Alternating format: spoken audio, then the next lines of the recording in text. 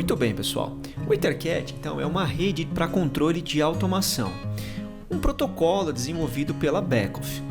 E essa rede foi lançada partindo da ideia básica de melhorar o desempenho e velocidade de operação do sistema de entradas e saídas, e principalmente para melhorar a eficiência e o desempenho de controle de motion. Tá? O EtherCAT ele foi lançado em meados de 2003 e até então nós utilizávamos para controle dos módulos de entradas e saídas o K-Bus, que é basicamente um sistema de varredura e não um protocolo, como nós abordamos no vídeo anterior. Portanto, o EtherCAT foi novamente uma outra inovação da Beckhoff, aplicando então uma rede de automação Real-Time Ethernet de alto desempenho, extremamente modular, de fácil instalação e com grande capacidade de diagnóstico. Tá? E o EtherCAT ele vem então com a ideia de revolucionar as redes de automação, oferecendo aí um máximo desempenho, sendo atualmente a rede Real-Time Ethernet mais rápida do mercado. E o EtherCAT foi tão bem aceito no mercado que muitos fabricantes passaram a adotar e fazer o uso dessa rede, chegando a um ponto que a Beckhoff passou a administração dessa rede para um comitê chamado de ethercat.org, como vocês veem aqui na imagem. Inclusive aqui está o endereço, se vocês tiverem alguma curiosidade, é só acessar www.ethercat.org. E agora o ethercat.org ele é o órgão responsável por gerenciar, administrar e divulgar o EtherCAT. Né? E o EtherCAT ele vai ganhando muito mercado por causa da sua velocidade de operação, facilidade de integração entre fabricantes diferentes, capacidade de expansão, flexibilidade, a capacidade de diagnóstico e muito mais.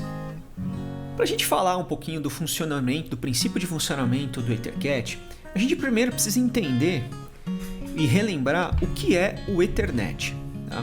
Bom, o Ethernet em resumo, a tecnologia internet em resumo, é uma tecnologia de rede lançada aí no final dos anos 80, tá?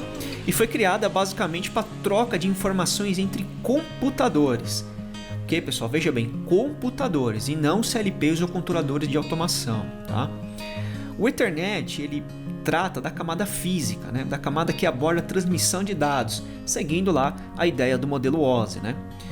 Portanto, o Ethernet segue a ideia, né, de um frame ou quadro, né, em português, contendo aí uma série de informações, mas basicamente ele é um frame transportador de dados, contendo informações de origem, destino e o dado que você quer transportar de um PC para o outro, de um computador para o outro. Né? Os protocolos aí TCP/IP ao longo dos anos foram adicionados aí basicamente para roteamento e para garantir a entrega desses frames aí com precisão, entre muitas outras coisas. Tá? E uma das principais vantagens do uso do Ethernet é que a sua forma de operação, baseada aqui em frames, assim como a sua capacidade de transmissão, variando aí da ordem de 10 megabits até 10 gigabits por segundo, permitiu que essa rede se estendesse para muitas outras áreas, como foi o caso da automação.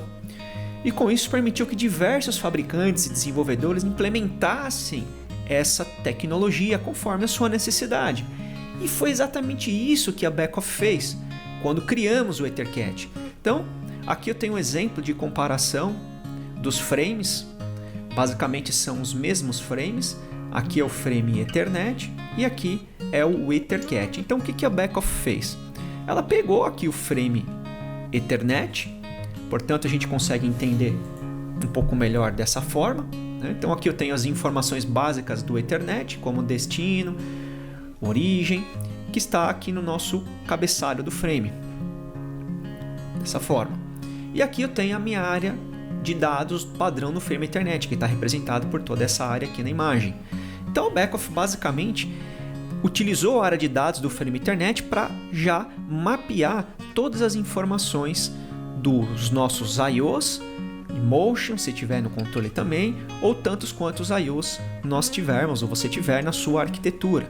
Então, basicamente, o que a Beckhoff fez? Ela montou já a tabela imagem de processo diretamente no frame Ethernet.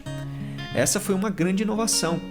Né? Se você tiver uma tabela imagem diretamente no frame, você já começa a garantir um melhor desempenho. E o EtherCAT ele tem uma capacidade de uma imagem de processo de até 4 GB bytes, tá, pessoal? Isso é muita coisa do ponto de vista de automação. Então, basicamente, foi isso que a Beckhoff fez. Ela pegou o frame Ethernet e, a partir do frame Ethernet, implementou o nosso protocolo, que é o EtherCAT.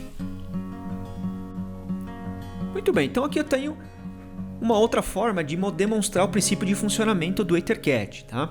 Aqui nós temos um programa bem simples, com uma entrada e uma saída física.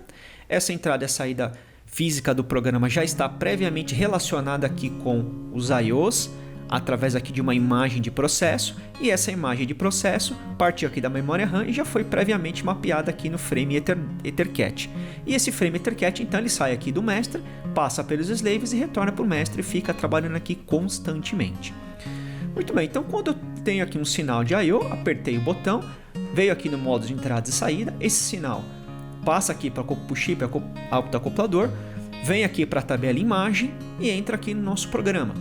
Então aqui eu tenho a varredura, que é o scan, varrendo constantemente esse programa, e quando a nossa entrada acionou pelo programa, respeitando o programa, ele vai acionar a saída. Acionando a saída, isso aqui também já está previamente mapeado com o nosso hardware, e o frame EtherCAT leva até acionar a sua saída. Então, esse é basicamente o princípio de funcionamento envolvendo aí o hardware e o software dentro do nosso contexto do EtherCAT. Muito bem, pessoal, então aqui eu tenho um exemplo de comparação da nossa tecnologia anterior, da nossa primeira tecnologia, o CABUS, com a nossa atual tecnologia, que é o EtherCAT.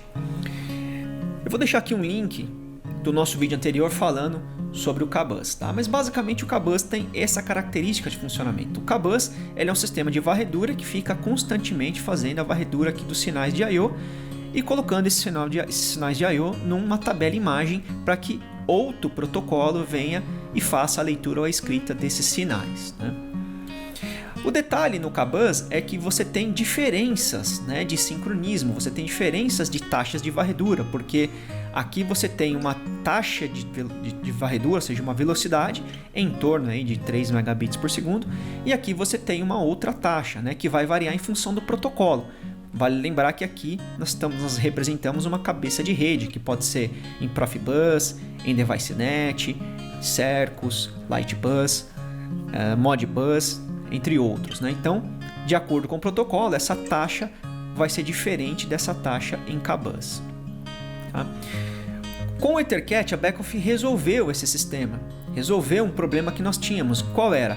Às vezes, nesse sistema que você tinha, dependendo da automação que você fazia, você poderia ter perdas de sinais por causa da velocidade ou desse sistema de varredura ou da velocidade que você vinha buscar esse dado. Né? Como eles não tinham sincronismos, dependendo da velocidade da automação que você tinha, automações principalmente que exigiam desempenho, você acabava perdendo tempos de ciclos com essa diferença de sincronismo. Com o EtherCAT, a Beckhoff inovou e resolveu esse problema. Essa bolinha vermelha que vocês veem aqui passando representa o frame EtherCAT. Então o frame EtherCAT ele passa constantemente varrendo diretamente o chip EtherCAT de cada módulo slave. Portanto, a Beckhoff resolveu o problema da diferença de sincronismos que nós tínhamos com a tecnologia CABUS. Basicamente, pessoal, todas as tecnologias hoje entre acopladoras e I/Os utilizam esse conceito, né? Se você pegar uma cabeça de rede Ethernet IP ou uma cabeça de rede Profinet, ela vai trabalhar dessa mesma forma, né? Você tem aqui um protocolo Ethernet, mas aqui há uma serialização, né? Então, você não tem esse conceito que o EtherCAT tem de fazer a varredura diretamente em Ethernet nos chips dos seus I/Os. Isso aqui dá uma velocidade, né, um desempenho muito maior, até porque o EtherCAT trabalha aí da ordem de 100 megabits por segundo e comparando ao CABUS nós temos aqui 3 megabits por segundo. Né? Então, dentro da nossa tecnologia, comparando o CABUS com o EtherCAT, foi uma grande evolução. Né? E aqui nós temos também um exemplo de funcionamento comparando a arquitetura em CABUS com a arquitetura em EtherCAT. Tá? Então repare que o que nós temos aqui no CABUS é exatamente o que nós temos representado nessa imagem, está representado aqui nessas imagens abaixo. Né? Então eu tenho aqui um sistema de varredura, fazendo a varredura desses módulos constantemente, colocando informação aqui na tabela imagem. Tá? Todos eles estão fazendo dessa forma. E repare que dependendo do tamanho dos meus módulos de I/O, do meu quantitativo de I/O, eu posso ter diferenças de tempo de varredura nesse sistema de varredura, né? Então eu posso ter tempos diferentes de leitura e atualização dessas tabelas de imagens, né? De cada acoplador de rede, né? E aí depois eu tenho uma outra varredura que é através desse protocolo, ou seja, esse protocolo ele vem aquisitar esses sinais, né? Fazendo a leitura escrita dessa tabela de imagem. Tá? Então a gente percebe aqui que não há sincronismo, né? Entre esse protocolo e esse sistema de varredura, né? Já no EtherCAT, o Frame EtherCAT passa fazendo a leitura diretamente nas cabeças de rede e nos módulos de I/O, oferecendo aí um grande desempenho, né? Sendo que aqui nós trabalhamos ainda com 100 megabits por segundo.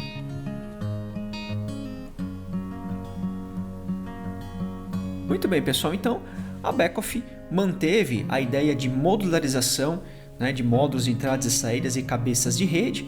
Então ela manteve os nossos bus terminals e os nossos bus coupler, mas dentro do conceito agora dos EtherCAT terminals, tá?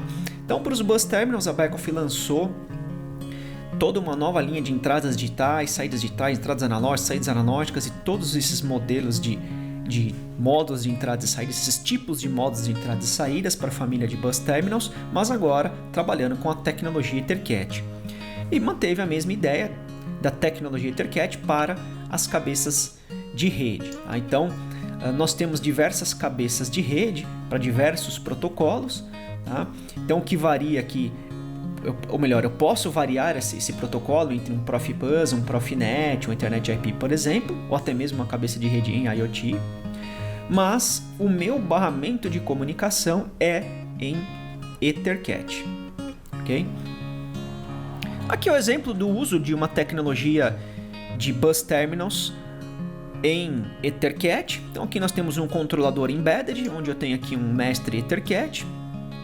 Esses módulos estão conectados um ao lado do outro, formando aqui um barramento que eu já vou comentar nos próximos slides. E esse barramento todo é em EtherCAT. E todos os módulos que trabalham com EtherCAT começam com a letra E, de EBUS, ou seja, de EtherCAT. O EtherCAT ele não precisa de terminador. Ele pode ter aqui um expansor, ou melhor, um extensor, para que eu possa continuar essa rede através de um cabo Ethernet, um cabo com conexão através de um conector RJ45, mas ele não é necessário, tá, pessoal? Eu posso muito bem terminar aqui os meus I/Os sem precisar desse extensor. O EtherCAT ele permite o uso do KBus, ok, pessoal? Então, se eu tiver uma arquitetura, uma automação onde eu uso módulos em EtherCAT e precisar fazer uso de módulos em KBus, eu posso fazer essa conexão dentro do meu elemento mestre em EtherCAT, dentro da minha arquitetura em EtherCAT. Mas para isso eu preciso colocar aqui um módulo de conversão, um módulo com código BK1250. Esse módulo ele vai fazer a conversão do meu protocolo EtherCAT, ou seja, do meu barramento, usando o protocolo EtherCAT, no meu sistema de varredura, utilizando aqui o KBus. E o KBus ele exige um terminador, que é o KL9010. Então, isso daqui é o que a gente chama também de upgrade, ou seja, uma tecnologia mais nova aceitar a tecnologia mais antiga. Então, como nós vimos no vídeo anterior, o EtherCAT ele permite a inserção de acopladores, módulos de comunicação dentro aqui do mesmo barramento de I/O. Isso te dá uma flexibilidade muito grande, né? Como nós temos aqui esse exemplo nessa imagem, né? Então aqui nós temos alguns módulos de comunicação mestre, usando aqui um Profibus, um Canopy, um DeviceNet, cada um deles interligado aqui numa cabeça de rede correspondente. Então vale lembrar que aqui é um módulo, que esse módulo é o módulo mestre, então eu estou abrindo uma rede Profibus. Então eu posso colocar nessa rede as nossas cabeças de rede ou elementos de terceiros, né, dispositivos de terceiros. Lembrando aí que o Profibus ele trabalha com arquivos GSD, então aqui na configuração no mestre, você pode importar esse arquivo GSD e fazer perfeitamente aí a interface, a conexão de módulos de terceiros. A mesma ideia vale para o protocolo CAN, né, do CANopen, e DeviceNet, né, ambos trabalham com arquivos EDS. Então você pode implementar produtos de terceiros nessas redes e para isso basta você configurar o arquivo EDS aqui no elemento mestre. E também você pode fazer gateways, né? Esses módulos eles podem se comportar como uma espécie de gateway. Ou seja, você pode pegar uma informação que vem aqui de uma determinada rede e passar por uma outra rede, para um outro módulo, por exemplo, de uma outra rede. Ou um gateway inteligente, onde você faz a aquisição de um sinal numa rede, você processa esse sinal, você pode fazer tratativas de lógica com esse sinal e depois fazer um acionamento, um elemento em alguma outra rede que você queira. Então é uma arquitetura aqui bem flexível. Muito bem, pessoal, uma grande vantagem da nossa linha de I/O EtherCAT é o fato dela ser totalmente independente do seu elemento de conexão, seja ele uma CPU de baixa performance, uma CPU de grande performance ou até mesmo uma cabeça de rede. Então, os nossos I/Os, os nossos bus terminals, eles são independentes do elemento de conexão. Ou seja, a Beckhoff tem uma única linha de I/O que pode ser acoplada numa CPU de menor capacidade, uma CPU de maior capacidade e, claro, na cabeça de rede. Nós não temos linhas de I/O para cada família de CPU, ou até mesmo uma linha de I/O para uma determinada linha de cabeça de rede. Então, os nossos bus terminals, eles atendem a todas as nossas linhas de produto. Ou seja, isso também se torna e permite um fácil upgrade. Imagina que você tem aqui uma máquina ou uma automação onde você tem uma CPU com uma baixa performance e ao longo do tempo você quer fazer uma ampliação desse controle e quer fazer um upgrade e precisa para isso fazer um upgrade dessa CPU e colocar uma CPU com uma capacidade computacional maior. Basta apenas que você retire o seu elemento de controle, ou seja, a CPU de menor performance, e acople aqui a CPU de maior performance. Você pode manter os seus I/Os, ou seja, tudo que você gastou com painel, fiação, vai se manter. Então esse é uma das grandes vantagens da nossa linha de I/O em EtherCAT. Isso na verdade já veio até da nossa linha anterior do K-Bus, e a Beckhoff manteve esse conceito em EtherCAT. Falando então da codificação dos módulos de entradas e saídas, o EtherCAT herdou boa parte do que foi feito em K-Bus. Então, o número 1 significa entrada digital, o número 2 saída digital, o número 3 entrada analógica, o número 4 saída analógica, o número 5 funções, por exemplo, como módulos para ligação de encoders, motores de passo, 7 motores de passo também e motion control, módulos que representam drive direto para você poder interligar direto no seu barramento, módulos de comunicações e módulos de sistema. Então essa codificação ela se manteve baseada no que já era do K-Bus. Aqui é um exemplo de uma codificação. Olhando para a parte inferior do módulo, você tem aqui o código, por exemplo, EL2008, então ele está representado aqui. E significa então que o módulo é para EtherCAT, eBus. L é a forma de conexão local. Nós temos a opção de local ou através de socket, como está aqui nessa imagem. O terceiro caractere, então, número 2, representa cartões de saída digital. E os 2 caracteres aqui do meio vai representar o tipo do acionamento dessa saída. Então, por exemplo, nesse caso, é uma saída de 24 VDC de 500 mA por saída. E o último dígito, o número de canais. Então, tem aqui 8 canais, 8 saídas digitais. Muito bem, a Beckhoff lançou recentemente uma extensão da linha EtherCAT, que nós chamamos de EtherCAT Power, que basicamente é o mesmo EtherCAT, mas que não precisa do uso de uma alimentação auxiliar de 24 volts. Então, por exemplo, aqui eu tenho uma cabeça de rede com o EtherCAT padrão. Dessa forma, eu preciso de uma fonte de 24 volts para alimentar esse acoplador de rede. Usando o EtherCAT Power, eu não preciso, como nesse caso aqui, eu tenho uma cabeça de rede, então usando o EtherCAT Power eu não preciso alimentar esse acoplador. Ele traz a alimentação direto no cabo.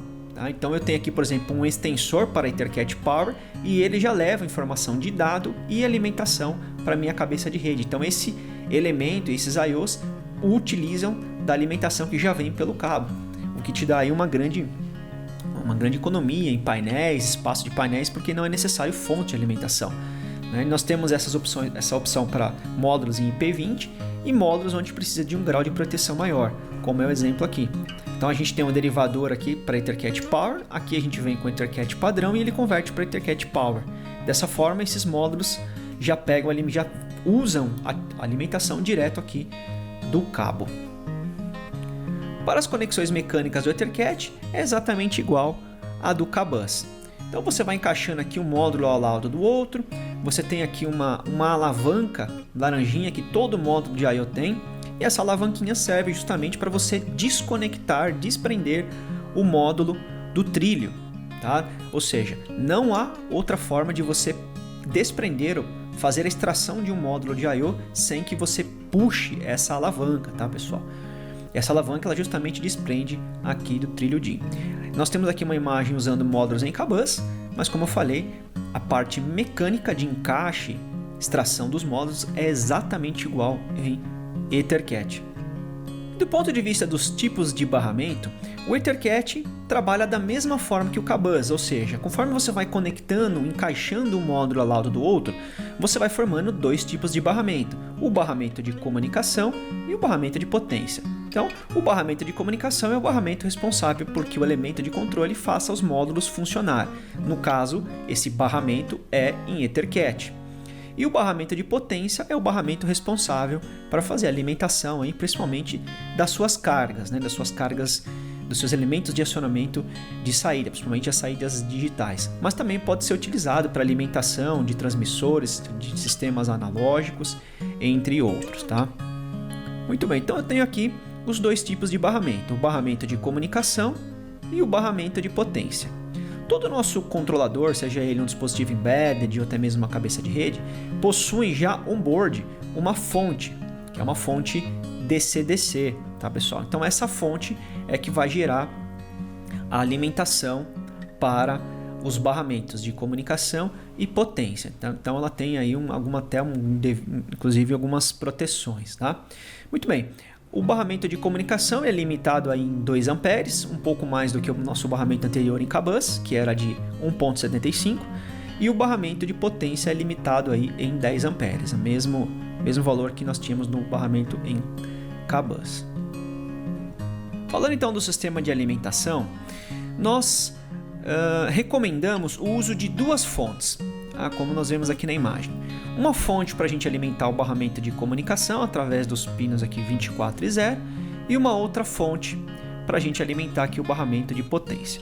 Dessa forma, se caso houver algum curto-circuito aqui com as suas cargas, um surto muito sério, a ponto de queimar aqui essa fonte V2, a fonte V1 mantém a alimentação do sistema funcional. Muito bem, conforme então nós vamos encaixando o módulo aqui no nosso barramento, esse módulo, pessoal, ou seja, os módulos de I/O, eles possuem aqui uma eletrônica, como a gente vê aqui na foto. E essa eletrônica ela tem um consumo, e o consumo vai ser justamente aqui dessa fonte DC-DC. Geralmente aí os módulos de entradas e saídas digitais eles consomem da ordem de 100 a 140 mA. Os módulos de entradas e saídas analógicos consomem da ordem de 70 a 180 mA e módulos de comunicação podem chegar até 450 mA. E esse consumo vai vir, novamente falando, aqui da nossa fonte de 24 VDC aqui do barramento de comunicação. Então, conforme a gente vai encaixando aqui o módulo ao lado do outro, cada módulo vai ter o seu respectivo consumo, que pode ser verificado no datasheet. Tá? Então, nesse exemplo, eu tenho aqui 2.000 mA disponíveis para o EtherCAT. Então, 2.000 menos o consumo desse primeiro módulo, que são 70 mA, eu tenho disponível então 1.930. 1.930 menos o consumo de 90 milhas do próximo módulo, eu tenho disponível 1.840. 1.840 menos o consumo desse último módulo, eu tenho então disponível aqui 1.660 mA. E assim vai indo até eu chegar próximo de 0, ou seja, de 0 mA, ou seja, de 0. Quando chegar próximo de 0, se eu precisar ainda continuar com o meu barramento, continuar inserindo mais módulos, eu vou precisar então fazer uso de um módulo de sistema, de um reforço, que é no caso um deles o módulo EL9400. E esse módulo eu faço aqui as devidas alimentações e a partir desse módulo eu ganho então mais 2.000 mA. E a partir daqui então eu posso continuar fazendo a inserção de mais módulos. O EtherCAT, pessoal, ele tem aí uma limitação de até 65.535 módulos numa arquitetura geral. Aqui nós temos um segundo exemplo do dimensionamento da corrente de barramento de comunicação. Então eu tenho aqui 3 módulos EL1018 consumindo cada um 90 mA. Isso aqui a gente pode perceber aqui do datasheet, a gente pode verificar esse valor aqui no datasheet desse módulo. Depois nós temos mais dois módulos EL2042, cada um desses módulos consumindo aqui 120 mA. Então basicamente, muito simples, é só somar todas essas correntes, incluindo também o nosso extensor. Então, fazendo a soma de todas essas correntes de consumo de cada um dos módulos, eu tenho um total de 640 mA. 640 é menor do que 2.000 mA, que é a minha especificação inicial, né? O meu consumo máximo do barramento, da fonte. Então, essa especificação está ok. Não se preocupe com esse dimensionamento, pessoal, ou melhor, em fazer esse dimensionamento manual, porque no software, no TwinCat, ele mostra o consumo teórico de toda a sua arquitetura interligada. Inclusive, você pode fazer inserção manual depois no software para você saber se está dentro da especificação ou não, ok? Muito bem. Aqui então nós temos um exemplo de cálculo para o dimensionamento da corrente de barramento de potência. Tá? Então aqui nós temos os dois barramentos representados, então ele é formado conforme nós vamos conectando um módulo aqui ao lado do outro, e esse barramento ele é limitado em 10 amperes, então ele suporta no máximo 10 amperes. Aqui nós temos 4 módulos de saídas digitais, EL2008, e cada módulo nós temos aqui 8 saídas, tá pessoal? Então lá no datasheet ele mostra pra gente, ele informa que a corrente máxima de saída por canal, tá? Por canal é 500 mA, ou seja, 0,5 amperes. Então se nós dimensionarmos sempre pelo pior caso, nós temos então 500 mA por saída. Então nós temos aqui 4 amperes por saída vezes 4 módulos, nós vamos ter um total então de 16 amperes, ou seja, 4, 8, 12, 16 amperes no total. Se todas as saídas desses 4 módulos ligarem ao mesmo tempo com um consumo de 500 mA por canal, esse barramento vai queimar. Então, nesse caso, nós precisamos colocar aqui um reforço para dividir essa corrente aí de 10 amperes, né? Dividir a corrente de 16 amperes para que o barramento suporte aí os 10 amperes. Então, aqui nesse caso, nós separamos o barramento e inserimos aqui um reforço, um módulo com código EL9210. Então, agora eu tenho 4 amperes mais 4 amperes, eu tenho um total agora de 8 amperes, caso todas as saídas desses dois módulos ligarem ao mesmo tempo com o consumo de 500 mA. A partir desse módulo eu tenho aqui um reforço, então eu tenho que fazer a devida alimentação desse módulo, e a partir desse módulo eu tenho disponível então aqui no barramento de potência mais 10 amperes. Portanto, eu posso tranquilamente colocar aqui mais 4, 8 amperes, dois módulos também, o EL2008, consumindo aí 4 amperes cada um, no total de 8 amperes. Dessa forma, então o sistema foi balanceado e não haverá nenhum problema com queima de barramento. Eletricamente, então, nós temos aqui os dois módulos EL2008, o módulo de reforço e os próximos dois módulos EL2008. Veja que o EL9210 ele isola, né, um barramento do outro. Nessa imagem nós temos então os principais módulos para reforço, seja de barramento de comunicação ou barramento de potência. Então nós temos aí o EL9400, que ele faz reforço do barramento de potência e do barramento de comunicação, o EL9410, que faz a mesma função, porém ele oferece a opção de diagnóstico via software. Então, através do diagnóstico você consegue saber se o módulo está corretamente energizado, entre alguns outros a mais. Nós temos o ELM9410, que é um módulo especial para você acoplar módulos de medição de alta precisão, tá? E o EL9210, que é um módulo para reforço do barramento de potência. Muito bem, pessoal, e para a gente finalizar, falando um pouquinho da documentação, onde você pode encontrar a documentação dos EtherCAT Terminals, nós temos basicamente dois locais disponíveis na internet. O primeiro é o nosso site backoff.com e o outro é o nosso InfoSystem. O nosso site backoff.com você vai encontrar as informações gerais do produto, do ponto de vista mais informações de vendas e informações gerais. Aqui em I/O EtherCAT Terminals você tem essa informação.